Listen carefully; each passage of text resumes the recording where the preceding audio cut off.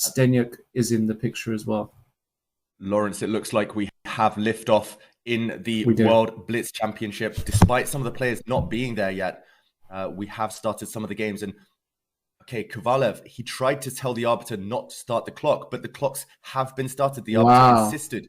Where is Magnus Carlsen? There's only 3 minutes on the clock for the whole game. And they've started without him. Will he lose on time? Will he arrive in time, the world champion? Or would he be defaulted?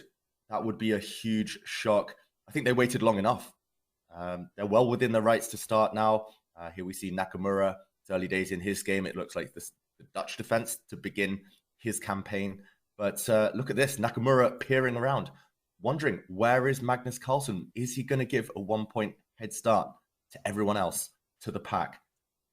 Lawrence, dramatic times already, and it's only round one. What is happening? Yeah, people looking around. That is shocking, actually. I don't recall... I mean, Magnus, of course, he's been late before, but it is shocking to see him not at the board.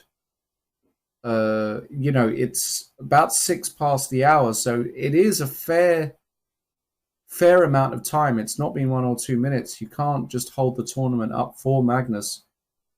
By the way, look at what Yakuboyev has played. He's played an awesome opening, and Nakamura is looking around. But if I was him, I'd be looking at the board, because we've got a position where this is potentially dramatic. Well, maybe, yeah, it's thematic, but got to be careful here with Black, surely. Yeah, and we will update everyone. We will update you with when Magnus Carlsen arrives. I think we'll even see it on Hikaru's face when Carlsen does eventually stride in. He's already lost a minute on the clock there, Magnus, and counting. But meanwhile, as you say, Lawrence, dramatic here. It's the Dutch defense. White has thrown the H-pawn forward, sacrificed a rook, sacrificed the exchange on H5. But this is mightily scary. That White Queen teaming up with her knights. The Black King in mortal danger here.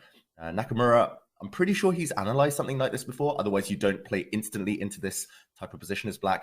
It would just be suicidal to allow this without some prior knowledge.